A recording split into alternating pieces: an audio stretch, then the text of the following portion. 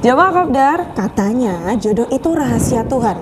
Tapi kadang kita tuh nggak sabar dan pengen langsung cepet-cepet tahu siapa sih jodoh kita. Nah, apalagi nih ya yang suka scroll-scroll sosmed, TikTok dan lain-lain. Itu langsung bertanya-tanya, jodohku sekarang lagi ngapain ya? Jodohku sekarang lagi di mana ya? Atau sudah berandai-andai, kira-kira jodohku bakalan sesuai sama yang aku doain nggak ya? Nah, kebetulan banget nih ya, yang belum menemukan jodohnya wajib banget pantengin Kopi Darmo di sore hari ini, karena kita akan membahas gimana sih kira-kira jodoh itu rahasia Tuhan, tapi kita harus ngelobi. Kita akan bahas di Kopi Darmo, Kopdar bareng orang-orang pintar.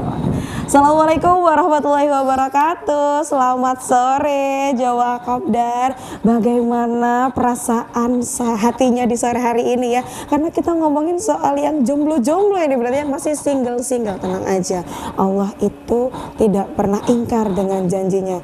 Manusia atau mungkin makhluknya itu selalu diciptakan berpasang-pasangan. Tapi kalau yang sekarang belum ketemu sama jodohnya gimana ya? Akan kita tanyakan langsung bersama dengan narasumber kita, yaitu Neng Uswa Syauki, penulis buku Jodoh di Tangan Tuhan, selebihnya hasil lobian dan pengasuh Pondok Pesantren Al-Azhar Mojokerto. Assalamualaikum Neng Uswa. Waalaikumsalam warahmatullahi wabarakatuh. Masya Allah, ini ya, ini kayak energinya fresh terus banget, terus. semangat dong. Ditemenin sama ayangnya ini. Ya tentu saja, jodohku. Maunya aku dirimu itu ya. Gitu. Makanya emang tema di sore hari ini yaitu jodohku maunya aku dirimu. Tapi gini ya, ini langsung saya tembak nih. Oke. Karena kan Ningnya sudah punya nih ya. Oh jangan Ning, jangan. Jangan pingsan dulu. Enggak belum ya. Bukan tren TikTok gitu. Bukan ya. tren Kim Sun Ho ya. Bukan, beda ini ya. Gini, ini saya di sini agak ngenes nih. Ini. Kenapa? Ini kan Gitu. belum ditemukan dengan jodoh saya Iya, gitu. iya. Ya. Tapi kadang kan kita pengen gitu ya. Ya. Aku pengen yang gini nih. Iya. Udah punya keinginan sampai spesifik gitu kan. Karena di TikTok kadangnya kita kalau doa itu harus detail. Harus spesifik. Betul. Tingginya sekian, sekian. Apakah betul. itu yang Profesinya dimaksud? begini. Gimana nih kira-kira Iya. dengan tanggapan yang kayak gitu-gitu nih? Iya. Sesuai dengan judul kita kali ini, tema kita kali ini adalah jodoh maunya dirimu. Ya tentu saja kita kepinginnya itu ya, mencari jodoh itu yang sesuai dengan keinginan kita, spek kita. Dan itu memang benar, kalau kita berdoa itu jangan yang setengah-setengah. Ibaratnya nih kalau kita berdoa ini kayak kita nabung gitu, sedikit demi sedikit lah gitu, kemudian akhirnya menjadi bukit. Enggak ya, sesuai dengan apa yang kita tabung melalui doa-doa kita itu. Makanya kita harus istiqomah berdoa, terutama doa setelah sholat itu kita minta jodoh yang seperti apa. Dan ini adalah manifestasi ya, doa itu adalah manifestasi dari yang awalnya kayaknya pengen jodoh yang seperti ini, lalu lebih spesifik lagi lah. Itu insya Allah juga akan mempertimbangkan keinginan kita, karena sesuai dengan disampaikan Kak Indah tadi bahwa doa itu pasti adalah ditentukan oleh Tuhan sesuai dengan permintaan kita, dan janji Allah tidak akan pernah diingkari gitu. Asik, ini udah agak adem gitu ya. Aman kayak di masjid. Tapi emang boleh gak sih Ning kalau kita doanya benar-benar spesifik banget? Boleh banget. Karena ada yang bilang gini nih ke saya sendiri pertama, masa ngedikte Allah? Gitu, masa gitu ya. harus kalau tuh kayak ngedikte gitu. Justru Kak Indah, kalau kita itu tidak melobi Tuhan, kalau kita tidak meminta kepada Tuhan, kita tuh kesannya kayak hamba yang sombong. Siapa kamu yang cuma bisa ada di hati kepingnya begini-begini tanpa meminta langsung kepada Allah, tiba-tiba Allah kasih? Itu kan berbeda sekali dengan ada yang effort untuk berdoa, kemudian effort untuk PDKT, dan effort untuk memantaskan diri kita sendiri agar mendapatkan jodoh yang sesuai dengan keinginan kita. Jadi nggak ada tuh yang namanya kayak mendikte Tuhan, nggak ada. Boleh banget, bahkan yang lebih spesifik lagi tuh boleh banget. Misalkan Allahumma inni as'aluka zaujan sholihan gonian, cepetan, lamaran, tanpa pacaran lah. Ini agak susah tadi kok yang terakhir apa itu? Cepetan kelamaran gitu ya. Buruan, cepetan, tanpa pacaran. Yang banyak cuan. Bagus, spesifik.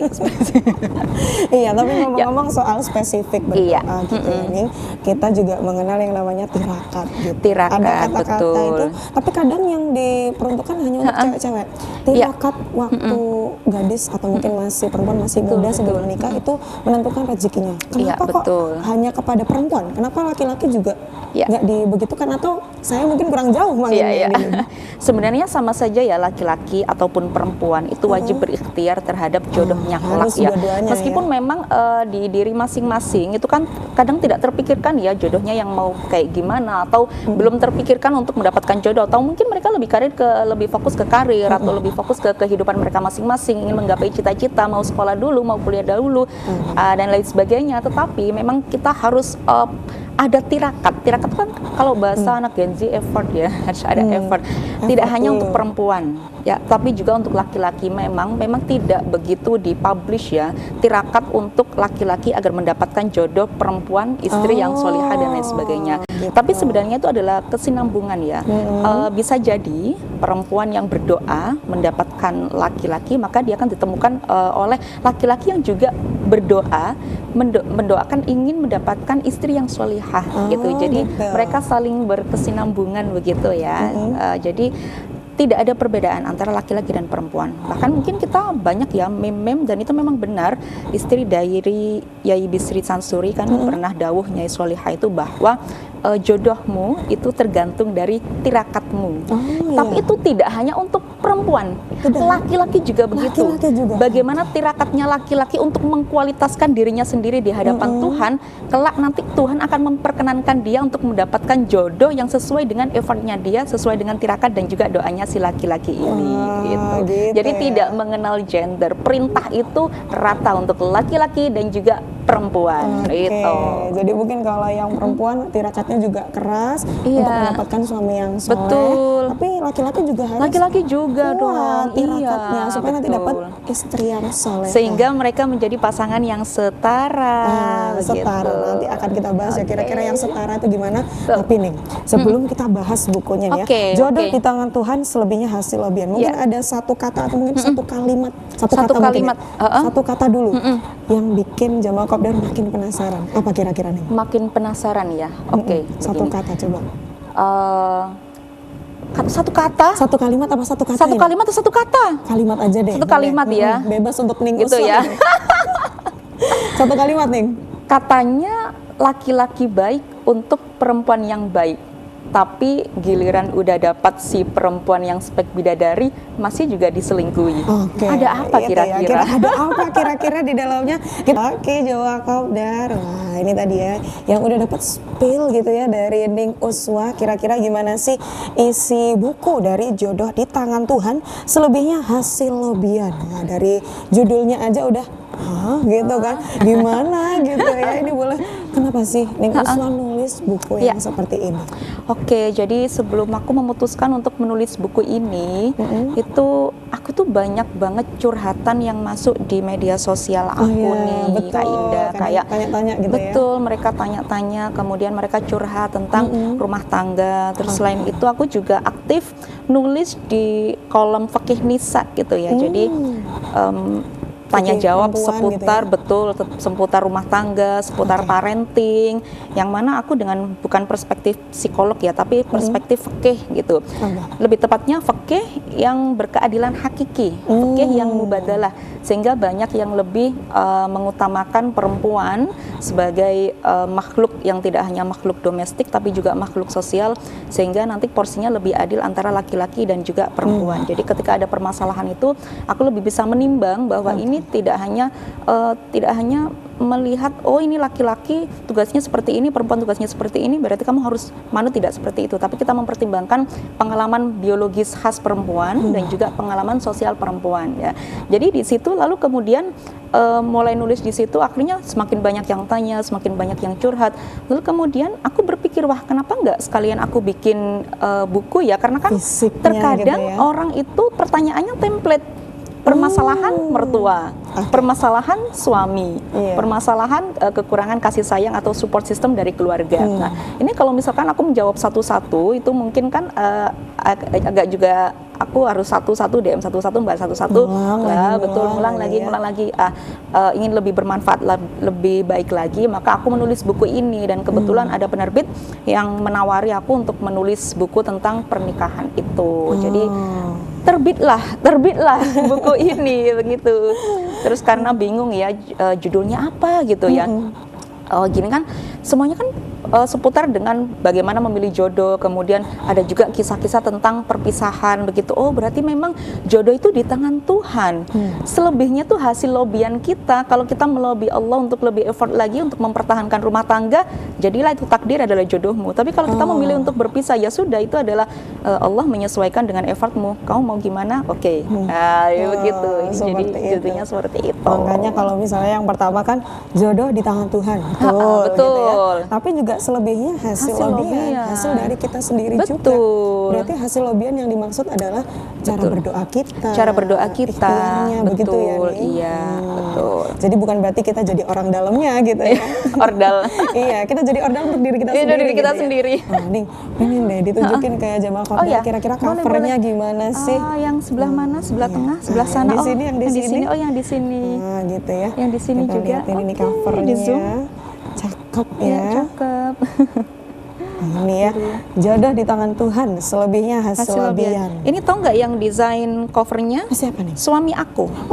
Iya, jadi enak ya kalau langsung suami aku gitu ya. Oh iya, maaf loh yang bukannya gimana sama yang jomblo suami aku. Bukan isi paling punya suami sendiri, enggak gitu. Waktu itu gimana nih? Dibantuin untuk bikin desainnya? Iya, sebenarnya kan aku tuh kan rewel banget gitu kan ya. Perfeksionis. Iya. Bukan rewel ya, tapi perfeksionis gitu. Pengen memberikan yang terbaik. Takutnya nanti kalau udah dibikinin aku kurang sreg. Terus aku kan orangnya kan people pleaser, agak-agak sungkanan gitu ya. Kalau misalkan nggak cocok, ganti warnanya, ganti fontnya, ganti ininya, kan aku nggak enak juga ya. Kebanyakan request nih gitu. Lebih banyak kan lebih enak lagi ngomong sama si suami. Akhirnya aku bilang ke pihak Quanta ya, penerbit aku bilang kalau desain covernya suami aku yang bikin gimana? Oh boleh, silakan gitu. Jadi beliau yang mengutek-utek atik. Ini juga ada editan beberapa gitu ya, yang warnanya kurang ini, kurang itu dan lain sebagainya. Tapi kan bebas. Berapa kali? Berapa ya? 10 kali ya. 10 kali. Khususon ya. Khususon buat istrinya yang agak-agak perfeksionis, aka rewel. Itu bukan rewel ya, tapi kita ingin memberikan yang terbaik. Yang terbaik. Ini kan warnanya biru, perpaduan kuning kan tasurun nadhirin gitu kan. Jadi yang melihat itu bagus ya, indah gitu perpaduannya gitu. Ini warna Gen Z banget. Warna Gen Z banget karena juga bukunya bahasanya ala-ala Gen Z gitu, yang sesuai dengan anak zaman. Gak akan bosan-bosan ya kalau. Iya, betul. Oke, ini boleh dikembalikan nih. Oh iya boleh. Jadi nggak saklek kayak kita baca buku fikih ini kan sebenarnya isinya tuh fikih pernikahan gitu ya. Jadi banyak banget sebenarnya, maaf ya aku spoiler gitu. Sedikit ya, banyak Arab-Arapannya gitu kan ya, untuk membantu. Betul. Kan takutnya nanti dalilnya mana gitu kan, orang sekarang kan begitu nanti. Mana ini hujahnya? Sumbernya dari mana? Kok bisa kamu bilang gitu lah? Udah aku sediakan, sudah di sini sudah ada. Iya, siapa sih yang masih ngeraguin pengasuh pondok pesantren gitu ya? Kalau misalnya masih penasaran gitu ya, wah ini sumbernya dari mana? Langsung datang ke pondok pesantrennya gitu ya, di Mojokerto di Al Azhar gitu. Langsung didatengin. Langsung gitu. Boleh. Apa gitu ya? Minta referensi. Iya, minta referensi yang mana, langsung kitab-kitabnya dikasihin semua, baca sendiri. Oke, Ding. Tadi Ina tuh pengen tanya gitu, dari gimana tadi, gimana? Agak gimana gitu. Gimana? Kalau misalnya jodoh itu memang di tangan Tuhan. Betul. Manusia memang diciptakan berpasang-pasangan. Betul. Tapi ada juga yang sudah memiliki jodoh, tapi mohon maaf ya, berpisah ya. Itu jodohnya salah atau mungkin sudah tidak berjodoh lagi atau karena gimana? Ini bulan-bulan Idul Adha ya, jadi mereka nggak kebagian tulang rusuk gitu. Oh gitu, gimana itu? Enggak gitu ya. Jadi sebenarnya konsep dari jodoh sendiri itu adalah jodoh memang di tangan Tuhan. Sebagaimana yang Allah sampaikan di dalam Al-Quran bahwa setiap orang itu ada jodohnya. Ada jodohnya. Setiap hal itu pasti ada pasangannya. Ada pasangan. Jodoh itu konsepnya adalah memang dari Allah. Ini kayak gini contohnya, ini boleh nggak menggambarkan dengan tangan? Misalkan nih Kak Indah nih, Kak Indah dikasih jodoh si A, si B, si C, si D, si E. Nah, ini jodohnya dari Allah semua nih. Nah, misalkan si A, si B, si C sampai si E tadi ya. Tapi ada ayat bahwa innallaha la yughayyiru ma biqaumin hatta yughayyiru ma bi anfusihim. Jadi ada effort dari Kak Indah gitu ya. Misalkan Kak Indah lagi kuliah ditemukan sama si A. Ini cocok nggak Kak Indah sama si ini? Oh cocok nih. Udah Kak Indah berusaha untuk maju terus nih si A. Si A ini juga berusaha terus maju sama Kak Indah. Ya ini jodohnya Kak Indah gitu. Adapun kalau misalkan kemudian Kak Indah nggak mau sama si A, atau hanya cinta sepihak nih, gitu. Akhirnya yang satu akhirnya berpisah, nggak sampai ke goal ke nikah gitu. Lalu Kak Indah hijrah kemanapun, lalu kemudian bertemu dengan si B. Si B cocok, ya ternyata ini jodohnya Kak Indah gitu. Jadi yang kalau nggak cocok berarti cuma jagain jodoh orang gitu. Tapi jodoh dari Tuhan itu ditetapkan banyak banget gitu. Kayak contohnya bukan jodoh ya, kayak rezeki. Misalkan hari ini Uswah dapat rezeki 100.000 nih. Nah, 100.000 itu pakem dari Allah 100.000. Tetapi cara dia mendapatkan rezeki yang 100.000 itu tergantung dari effortnya dia. Apakah dia dari hasil jualan, ataukah dia dari hasil hutang, ataukah dia hasil nemu nih gosop, atau dia mohon maaf dari hasil naudzubillah mencuri dan lain sebagainya, atau hasil naudzubillah dari hasil riba nih. Tapi kan Allah menetapkan yang 100.000. Nah, yang menetapkan halal dan haramnya itu siapa? Ya itu adalah effort kita masing-masing. Lah ini yang disebut adalah jodoh di tangan Tuhan. Tapi selebihnya hasil lobian hamba-hambanya, ngelobi sama si A, ngelobi sama si B, atau sama si C, D, E. Nah begitulah. Adapun kalau misalkan dia ini terpisah, ya, dia terpisah nih misalkan sama si A sudah menikah dan mohon maaf kemudian divorce gitu ya, firaq, nah pisah gitu.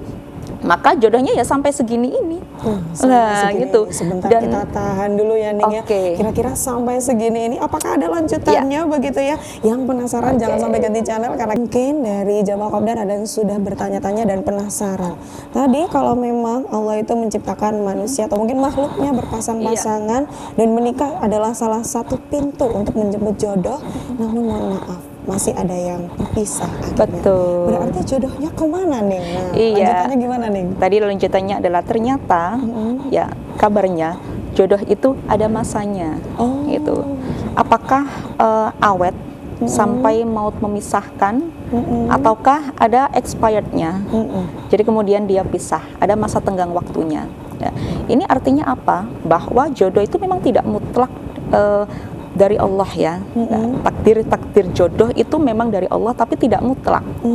Artinya sesuai dengan apa yang kita lakukan, apa yang kita jalankan. Makanya dalam fikih itu ada konsep kafaah atau kesetaraan ya. Setara itu bukan maksudnya orang kaya dapat orang kaya, orang yang berseragam dengan orang yang berseragam gitu. Kafaah itu apapun latar belakangnya, asal latar depannya itu sama, insya Allah berjodoh. Artinya apa? Latar depan adalah visi dan misi di dalam menciptakan pernikahan yang sama-sama menginginkan sakinah, mawaddah dan juga rahmah. Jadi tidak peduli latar belakangnya bagaimana, kalau keduanya itu sudah punya latar depan yang sama ini tadi, mewujudkan pernikahan yang sesuai dengan tujuannya, yaitu sakinah, mawaddah, rahmah, maka akan berjodoh selamanya gitu. Dan memang tadi kenapa ya kok bisa ada perpisahan? Jadi dalam pernikahan itu ada yang namanya sakinah dan juga mawaddah. Sakinah itu di awal-awal pernikahan. Mawaddah itu ketika di pertengahan pernikahan, tetapi yang tersisa dari pernikahan yang usianya hingga puluhan tahun hingga maut memisahkan keduanya adalah ketika ada rahmah. Rahmah itu adalah rasa kasih sayang, rasa empati. Jadi sudah tidak lagi ngomongin setiap ketemu ngomongin I love you, sudah tidak lagi word of affirmation berupa kata-kata cinta dan juga kasih sayang, tapi bisa berupa yang lain. Misalkan membantu istri memasak, kemudian membantu mengepel dan melakukan pekerjaan rumah. Sudah ada rasa kasihan. Ya, jadi kalau ini ya mungkin agak perumpamaannya agak begini ya. Kita melihat orang yang meminta-minta di jalan, orang-orang yang tidak mampu itu kan ada, atau orang yang sakit, kemudian kita kan ada rasa kasihan. Lah itu yang dirasakan pernikahan yang namanya rahmah. Ada rasa kasihan ketika melihat istrinya, ya Allah, ini adalah istriku yang mendampingi aku sudah puluhan tahun, melahirkan anak-anakku, generasiku, yang mendidik anak-anakku, dia sampai fisiknya berubah kayak begini. Dulu dia spek bidadari, sekarang speknya seperti mak mantri. Atau dulu kayak kamu dulu yang perempuan ya, dulu kamu kayak Bung Karno, sekarang kok kayak bungkusan begitu. Itu yang maksudnya adalah rahmah, rasa kasihan. Dulu kamu ganteng, sekarang kamu ganteng tapi versi tua dan lain sebagainya. Itu adalah rasa kasihan kepada pasangan. Ini yang membuat pasangan awet. Nah, terkadang rahmah itu tidak dapat digapai ketika antar pasangan atau salah satu pasangan adalah rasa ego. Maka mereka ingin berpisah, mengikuti ego mereka. Tapi tidak selamanya berpisah itu buruk. Ada kalanya berpisah itu baik, dan ada kalanya berpisah itu wajib untuk pernikahan yang sudah sama-sama membuat mabarat yang merugikan salah satunya atau kedua belah pihak. Gitu. Salah satunya atau kedua belah pihak begitu ya. Jadi tidak selamanya kalau kita memandang yang seperti itu buruk 100% dibenci sama Allah. Iya, belum tentu. Belum gitu tentu. Ya. Kita tidak pernah tahu apa yang terjadi sebenarnya. Betul. Nah, biar kita tahu apa yang sebenarnya. Nah, sebenarnya ada apa nih di dalam buku ini? Di buku ada ini apa aja nih? Di buku ini ada 3 tema besar ya. Yang pertama adalah pranikah. Kemudian yang kedua adalah babak awal pernikahan. Kemudian yang ketiga ini perpisahan. Nah, di awal ya tema besar yang pertama yaitu pranikah, itu ada yang namanya ta'aruf, kemudian khitobah, lalu khitbah ya. Kok khitbah jadi lamaran, pinangan. Lalu bagaimana sih laki-laki cara melamar perempuan, kemudian bagaimana cara perempuan ini menerima atau menolak yang tidak menyakiti hati calonnya. Gitu. Itu ada di buku itu. Kemudian ada bab baru pernikahan, itu mencakup bagaimana tidak hanya tinggal berdua, tapi tinggal bersama lingkungannya seperti mertua, kemudian tetangga. Bagaimana sih cara menghadapi mertua yang mereka menganggapnya cerewet nih, mertua terlalu mengurusi hubungan rumah tanggaku dan lain sebagainya. Itu dibahas di sini. Loh, bagaimana cara mendidik anak, sedikit sih, nggak banyak ya nanti, karena next mungkin ya doanya mungkin bisa membuat parenting gitu ya. Kemudian yang terakhir adalah perpisahan. Nah, perpisahan ini ada beberapa bahkan saya menulis di dalam buku ini bahwa perpisahan itu adalah sesuatu yang perlu untuk dirayakan, gitu. Jadi tidak selamanya perpisahan itu adalah kayak neraka gitu ya, tapi adalah justru awal dari kehidupan seseorang yang setelah berpisah dengan pasangannya, begitu. Jadi semuanya komplit bisa dibaca di sini, gitu. Kira-kira siapa saja sih Ning yang boleh membaca ini? Apakah yang belum menikah saja atau yang harus sudah punya pasangan dulu? Atau siapa kira-kira? Iya, tentunya buku ini diperuntukkan bagi mereka yang mencari jodoh, ya, agar mereka tidak salah dalam memilih jodoh. Nomor satu. Kemudian pasangan yang sudah menikah, baik laki-laki dan juga perempuan, boleh membaca buku ini. Meskipun kayaknya bukunya girly banget ya, karena covernya ada perempuannya. Betul, laki-laki, perempuan, atau ini ada yang beli untuk istrinya, gitu. Dan juga pasangan yang mungkin ada permasalahan dengan sekitarnya ya, lingkungan, dan juga pasangan yang bingung nih atau galau nih antara berpisah atau mempertahankan. Nah, itu bisa dibaca di buku ini biar mantep gitu. Aku pisah nggak ya enaknya gitu. Aku meneruskan nggak ya pernikahan inilah. Jadi nggak perlu galau-galau lagi. Cukup membaca buku ini. Untuk dapetin bukunya kita harus kemana nih? Apakah harus ke Mojokerto ini? Oh, tidak, atau harus dong. kemana gitu? Karena ini sudah tersebar di seluruh Gramedia yang ada di Indonesia ya. Atau kalau misalkan jauh ya, mager gitu, ya mager gitu ya, bisa lewat Shopee, Shopee Gramedia. Atau kalau misalkan mau nih quote dari penulis gitu ya, GR banget ya, sama tanda tangan gitu. Ada emang artis gitu yang enggak. Kalau misalkan menginginkan ada tanda kasih gitu ya, bisa hubungi Shopee Spot Santri. Itu nanti ada pilihan quote atau tanda tangan dari penulis. Nanti aku kasih tanda tangan dan juga quote-quote yang lucu-lucu gitu ya, biar lebih fresh lagi sebelum membaca. Yang memang anaknya WOA banget gitu ya, word of affirmation. Wah, pengen dia dapat quote-nya dari Ning Uswah langsung. Berarti nyarinya di Shopee-nya Spot Santri. Spot Santri. Tapi kalau emang enggak dia buka aja. Buka aja. Pokoknya pengen nikmatin hasil karyanya Ning Uswah. Bisa ke Shopee Gramedia atau ke toko buku Gramedianya langsung sambil mencium hawa-hawa buku Betul, gitu ya. Karena itu iya. bisa healing ya sekalian, Betul, biar nggak terlalu betul. penat gitu. Iya. Oke, ini untuk harga, apakah beratus-ratus nih? Oh, tidak. Karena ini ilmunya cukup Masya Allah. mahal dan pasti. Sangat. Untuk nulis ini berapa lama nih? Saya 2 kayaknya tahun, 3 tahun? 14 bulanan kayaknya. 1 tahun lebih gitu. 1 tahun lebih ya? 1 tahun lebih, betul. Lumayan lama Lumayan, ya. Karena iya. memang untuk cari referensinya Betul juga. sekali. Mungkin sudah ada tapi referensi penguatnya itu yang Betul cukup sekali. lama. Terus juga mempertimbangkan kata-kata itu agar kita tidak menusuk ke betul, tidak hati menusuk. banget Iya, gitu betul. ya. Apalagi kan ini kan cukup sensitif ya, permasalahan rumah tangga itu cukup sensitif. Jadi harus lebih hati-hati banget. Iya, gitu. biar masuknya tuh permisi. Iya, permisi nyun gitu. sewu, biar sopan gitu kata-katanya masuk ke mata dan pikiran otak. Untuk harganya berapa nih? Kalau Harganya, Indah nebaknya, Masya Allah, pasti murah meriah. 200 Oh, tidak mungkin. 150 ke atas. Masya Allah, itu Karena saya pernah lihat nih kalau di Gramedia tuh sudah segitu-segitu. Oh, enggak. Untuk yang begini. Ini murah meriah ini 89.000. Dan teman-teman enggak dong, rupiah rupiah dong, ya? cinta rupiah dong. 89.000 dan kalau teman-teman mau dapat diskon 20% bisa mengikuti webinar yang diadakan kapan? oleh penerbit Kuanta tanggal 13 Juni. Ya, jam 7:30 itu jam-jam enak banget buat ngopi dan juga dengerin aku bercuap-cuap gitu bersama penerbit Gitu Kuanta ya, pasti gitu. bersama Ning Uswah nanti. Yes. Makanya untuk jemaah kopdar yang nanti supaya nggak ketinggalan ya, untuk dapetin diskon 20%-nya bisa ikuti webinar yang akan diadakan oleh Kuanta di tanggal 13 Juni 2025. Tapi kalau pengen langsung gercep dapetin sekarang gitu ya, bisa ke toko buku Gramedia atau di Shopee Gramedia dan di Shopee-nya Spot Santri. Oke, ya Jawa Kopdar ini ya, nggak habis-habis kalau ngomongin soal jodoh ya. Karena emang jodohku itu maunya aku dirimu gitu.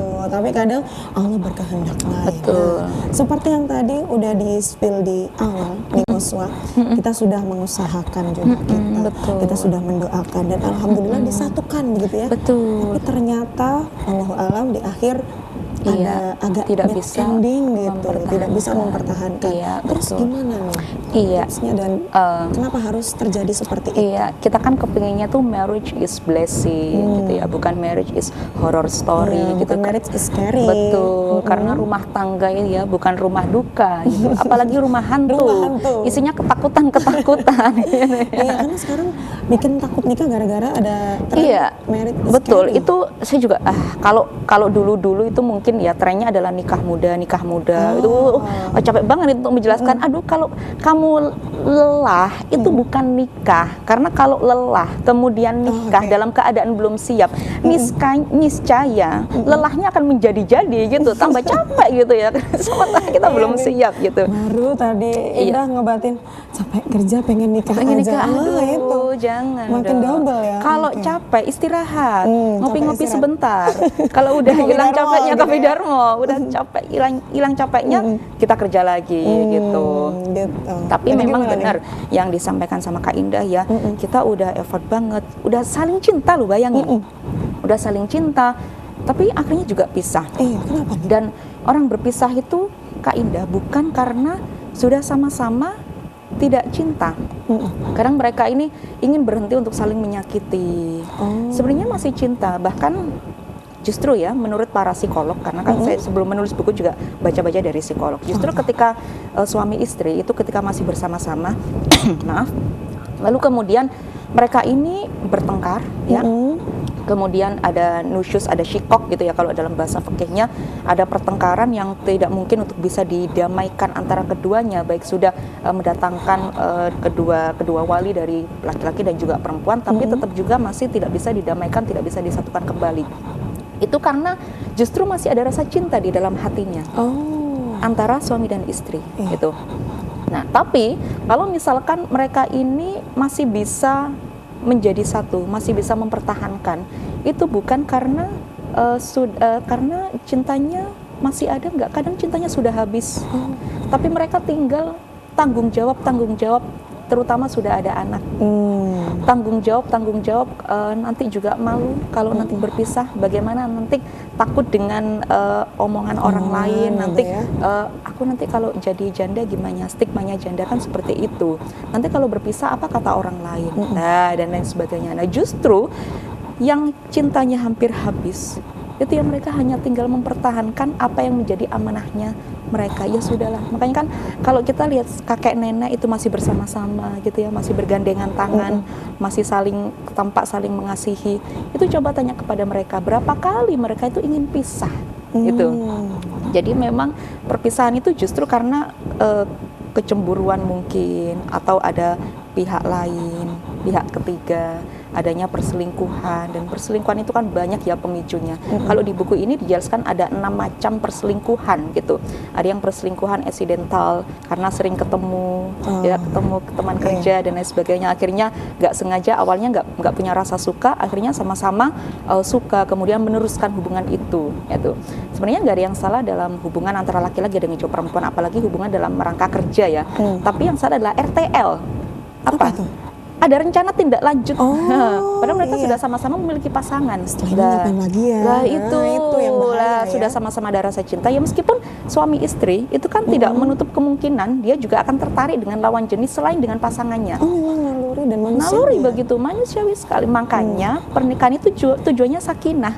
Sakinah itu adalah ketika dia melihat orang lain, dia kemudian menundukkan pandangannya, ghadul basar, dia akan kembali kepada istrinya. Oh, saya punya istri. Lah, ini yang bisa menekan seseorang agar tidak sampai melakukan suatu hubungan perselingkuhan. Dan biasanya memang perpisahan itu terjadi ya, biasanya karena ada orang ketiga itu tadi. Ya, makanya orang ketiga ini harus kita remove. Kita hapus dulu pemain cadangannya, ini dihapus dulu. Nggak usah ada nggak usah. Lah itu kalau pasangan bisa mempertahankan hal-hal yang seperti ini. Artinya keduanya ini ada komunikasi yang intens, kemudian tidak saling silent treatment. Ini kan juga bahaya. Pasangan yang sudah sama-sama marah, lalu kemudian mereka silent treatment, saling nggak ngomong, saling tidak selesai permasalahan ini, sudah selesai menguap begitu saja. Padahal sama-sama dingin, akhirnya mencari kehangatan diri yang lain dan lain sebagainya. Lah ini tanda-tanda orang yang akan pada masa perpisahan ya, karena masih ada rasa cintanya yang menggebu-gebu begitu. Makanya hati-hati kalau misalkan sedang ada permasalahan dan cintanya masih menggebu-gebu, itu justru keinginan untuk berpisah itu sangat kuat sekali, malah sangat kuat. Makanya diredam terlebih dahulu ya, kembalikan kembali bagaimana dulu dia sampai menikah. Kita berpikir gimana dulu kalau ngejar-ngejar, gimana usahanya untuk bisa bersatu. Diingat-ingat lagi gitu ya. Itu kayaknya lagunya Adele, Don't You Remember. Diingat-ingat lagi gitu ya. Betul. Karena kadang kalau udah marah udah lupa semua. Udah lupa semuanya, akhirnya mereka mengambil keputusan yang seperti itu. Tapi divorce itu sangat diperbolehkan. Sekali lagi saya mengingatkan ya, divorce sangat diperbolehkan. Jangan takut stigmanya menjadi single parent dan lain sebagainya. Karena kalau misalkan divorce itu karena permasalahan misalkan KDRT ya, atau pemain cadangan yang susah untuk di remove itu tadi maka diperbolehkan di dalam Islam untuk berpisah begitu. Meskipun kita tidak berharap ya, tentunya kita berharap pasangan itu satu untuk selamanya gitu. Tapi permasalahan itu ada saja yang membuat seseorang ini untuk berpisah, dan itu memang jodohnya sudah sampai pada tahap yang seperti itu. Jadi estafet dari Tuhan itu dikembalikan gitu. Tidak diteruskan gitu. Sudah Tuhan, aku sudah capek ini, aku udah berhenti. Aku gitu sudah menyerah gitu. Dulu menadahkan tangan gitu, sekarang dulu angkat menadahkan tangan, tangan, sekarang angkat tangan. Namanya manusia begitu ya. Pengennya 3 nih. Sehidup semati sesurga. Betul. Til jannah gitu. Til jannah gitu ya. Pokoknya harus sampai sesurga gitu. Tidak ada yang bisa memisahkan kita, Mas. Selain maut gitu ya. Selain maut. Tapi itu juga ternyata kembali ke diri kita sendiri. Bagaimana cara melobi kepada Allah. Effort kita, usaha kita, tirakat kita. Nah, ngomong-ngomong soal tirakat nih. Ini mungkin ada nasihat untuk yang masih dalam tahap pencarian gitu ya, finding jodohnya gitu. Atau mungkin apa yang harus disiapkan di dalam dirinya? Kira-kira apa? Jangan sekali-kali menginginkan nikah yang cepat. Kenapa kayak gitu nih? Tapi nikah harus tepat. Nah, gitu. Jadi bukan cepet-cepetan. Nikah itu bukan ajang cepet-cepetan ya. Nikah itu sebenarnya kalau kita mampu memenuhi ya dari beberapa segi, seperti fisik ya, dia sehat atau tidak gitu kan. Kemudian finansial, juga mental, dan juga spiritual, dan ilmu tentang pernikahan. Banyak kan sekarang ilmu dari mendengarkan kajian, membaca buku Jodoh di Tangan Tuhan Zulkifli itu ya. Hasil Lobian itu juga ilmu. Nah itu ada 4 itu yang memang harus kita benar-benar pikirkan, siap gak sih kalau aku menikah, oh fisikku aku kuat, aku insya Allah reproduksiku juga sehat, aku berusaha makanan yang sehat untuk generasi emas nanti, karena aku kan perempuan lah misalnya begitu. Itu juga diperlukan fisik, kemudian spiritual juga penting. Jadi mengembalikan semuanya itu kepada Allah, istikharah lah. Tapi yang paling penting nih, yang paling penting di antara yang 4 ini, kita jangan cari yang baik terlebih dahulu, tapi diri kita ini baikin dulu sama Allah. Karena kalau kita ini sudah baik sama Allah, Allah akan kasih kita yang terbaik. Gitu ya. Ya. Karena emang katanya jodoh itu cerminan diri itu. Betul, kayak gimana jodoh nih? itu cerminan diri. Makanya bagaimana cara kita untuk bisa baik di hadapan Allah, ya kita fokus sama Allah, insya Allah Allah akan kasih yang terbaik buat kita. Tapi memang kan ada kayak tadi yang saya spoiler sedikit ya, udah spek bidadari, masih aja ada yang nyelingkuhin. Nah, itu gimana Banyak kan nih? contoh yang seperti Iya, itu. berarti Nah, gimana? inilah pentingnya tadi kafaah yang pertama ya, yang saya tadi bilang bahwa tidak hanya latar belakang ya, tapi latar depan yang sama gitu. Gitu. Itu yang pertama kafaah. Lalu bagaimana caranya kita ini berusaha agar pernikahan yang kita damba-dambakan ini ada effort di dalamnya. Wong yang tidak, yang benar-benar tidak kafaah itu saja kita bingung, wah ini tidak kafaah, bagaimana nanti kehidupan selanjutnya. Lah, yang sama-sama kafaah, yang sudah sama-sama baik, solih nikah sama yang solihah. Banyak tuh perempuan yang baik-baik, yang laki-laki juga solih, tapi kita mendengar berita perpisahan mereka. Lah, ini masih kayak bukti, gitu? ini bukti bahwa pernikahan itu tidak berhenti di awal nikah itu saja. Tapi ada proses. Ada proses. Ya, ada finish line yang harus kita terus kita perjuangkan, ya effort kita. Bagaimana cara mempertahankan pernikahan yang tadi saya sampaikan, yang tidak hanya sakinah di awal-awal, kemudian mawaddah, cinta di pertengahan, mencintai karena fisiknya, karena fisik itu bisa menua, kemudian bisa berubah, tapi juga ada rahmah, rasa kasihan, rasa empati terhadap pasangan, sehingga dia tidak tega ketika kalau aku pisah sama kamu, kamu pisah dengan saya, bagaimana nanti kamu? Lah, terus gitu ada ya. perasaan yang seperti itu, saya mau nangis ini.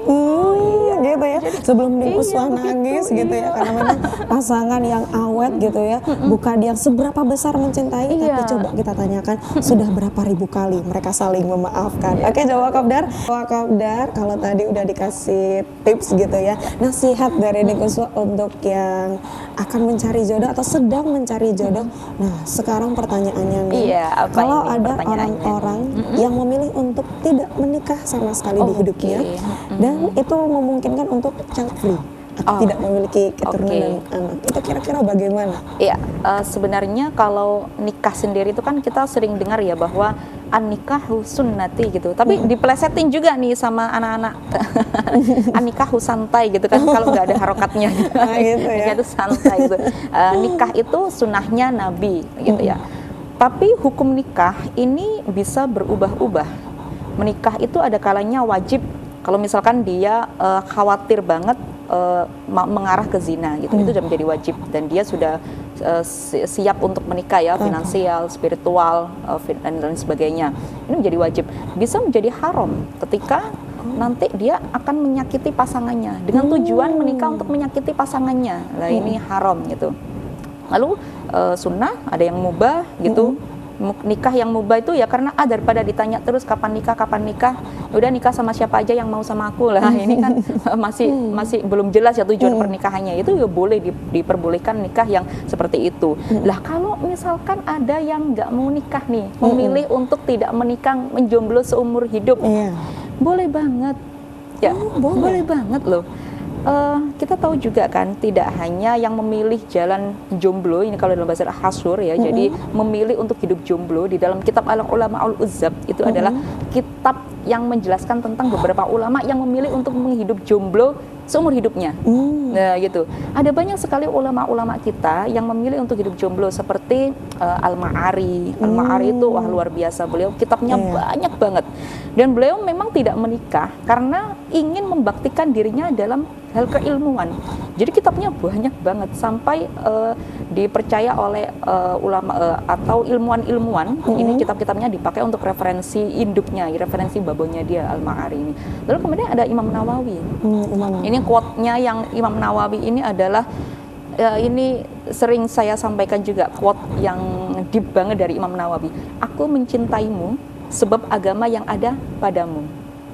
Jika kau hilangkan agama yang ada pada dirimu, maka hilang pula cintaku padamu. Nah, ini Imam Nawawi. Beliau memilih untuk menjomblo. Karena apa? Karena beliau ingin fokus terhadap ilmu pengetahuan, mengajar dan berbakti kepada ilmuwan.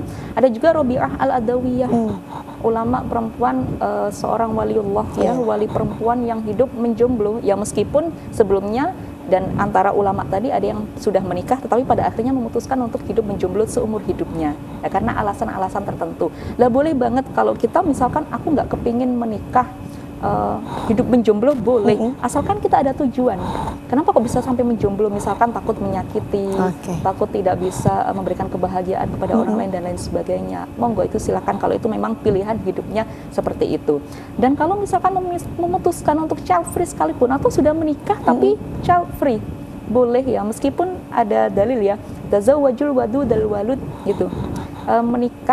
Nikahilah perempuan itu yang romantis dan juga punya nanti subur gitu, punya anak banyak gitu. Tetapi dalil ini tazawwajul wadudal walud ya, karena nanti akan membuat umat Nabi itu membanggakan umatnya ketika memiliki anak banyak gitu. Lalu bagaimana kalau memilih child free?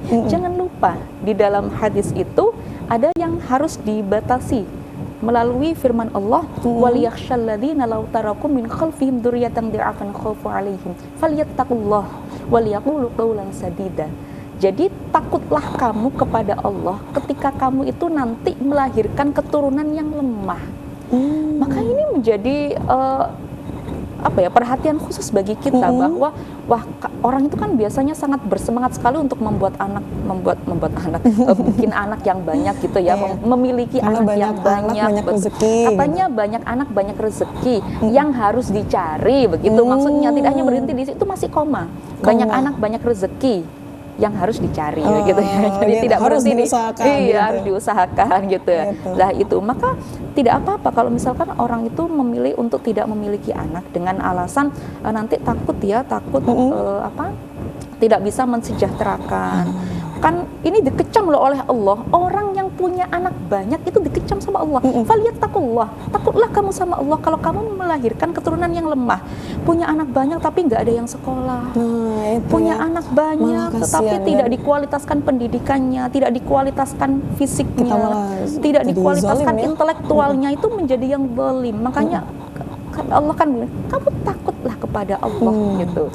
Maka diperbolehkan mengambil keputusan untuk tidak menikah, untuk tidak memiliki anak atau child free, asalkan alasannya adalah jelas. Tapi yang perlu kita garis bawahi, child free itu bukan berarti membenci anak.